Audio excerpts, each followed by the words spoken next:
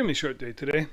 I came here in the morning, I brought my compressor and some other tools that I needed, and then I had to go to a meeting for an upcoming job, and then I just came back and I got the second coat of paint on this and over there, and I started building the thing in the closet here. I actually forgot to put this piece on. This is going to be a T, so it's going to go from there to there, and then this rod's going to go from there to there, and do that, and then obviously start the flooring.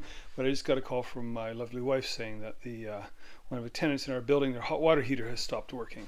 It's 20 something years old, and I have one sitting in stock ready to go, so now I have to drop what I'm doing here, go over there and change the hot water heater, and hopefully before 5 o'clock call the Tokyo gas guy to come and connect the gas, because I'm not allowed to connect the gas. So it's a very short day here at the Aparto renovation, but you know, that's the way it goes.